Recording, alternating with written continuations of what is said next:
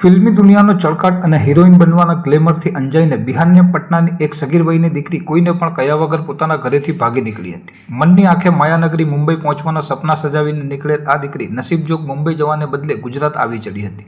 અજાણ્યા શહેરમાં એકલી અટુલી ફરતી આ સગીરા પર ગુજરાત રેલવે પોલીસની સતર્ક નજર પડી હતી. સગીરાની શંકાસ્પદ હલચલ અને એકલતા જોઈને પોલીસે તાત્કાલિક તેની સુરક્ષા સુનિશ્ચિત કરી તેને પ્રેમપૂર્વક પૂછપરછ કરી હતી અને ત્યારબાદ તેને સુરક્ષિત આશ્રય માટે સખી વન સ્ટોપ સેન્ટર ખાતે સોંપી દીધી હતી. સખી વન સ્ટોપ સેન્ટરની કાઉન્સિલરોની ટીમે જરાય સમય બગાડ્યા વિના દીકરીની પૂરી વિગત મેળવી પટનામાં રહેતા તેના પરિવારનો સંપર્ક સાધ્યો હતો. બીજી તરફ પોતાની વાલસોઈ દીકરી અચાનક ગુમ થઈ જવાથી ભારે ચિંતામાં ડૂબેલો પરિવાર દીકરીની સહી સલામત હોવાના સમાચાર મળતા જ તાત્કાલિક ગુજરાત દોડી આવ્યો હતો. આખરે તમામ જરૂરી કાયદાકીય પ્રક્રિયાઓ પૂર્ણ કરીને ગુજરાત પોલીસ અને સખી સેન્ટરની ટીમે આ દીકરીને હેમખેમ તેના માતા પિતાને સોંપી દીધી હતી, જેનાથી એક મોટી હોનારત ટળી ગઈ હતી અને પરિવારમાં ફરી ખુશીનો માહોલ છવાયો હતો.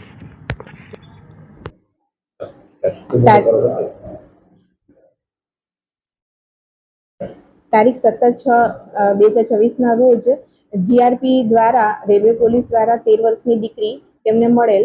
તેમની સાથે જીઆરપીના સ્ટાફ સાથે વાત કરી ત્યારે જાણવા મળેલું કે ઘરેથી તે નીકળી ગયેલ છે. ત્યારબાદ તેને ફેમિલી સાથે વાત કરીને એમને આશ્રયમાં તે દીકરીને સખી વન સ્ટોપ સેન્ટર લાવવામાં આવી.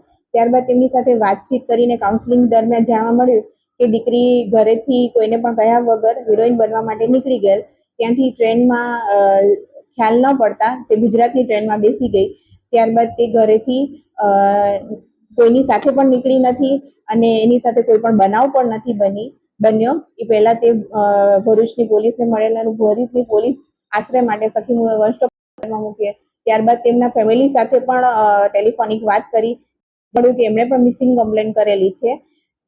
આજ રોજ તારીખ 19ના રોજ ત્યાંની પોલીસ સાથે એમના કાકા તેમને લેવા માટે આવ્યા છે અને દીકરી પણ ખૂબ જ ખુશ છે કે હું ફેમિલી સાથે મળી ગઈ એમને. અને મારો ખાસ મેસેજ છે કે દીકરી ઘરેથી કોઈ પણ ને જાણ કર્યા વગર ન નીકળી જાય. ફેસબુક, ઇન્સ્ટા યુઝ જ ના કરો.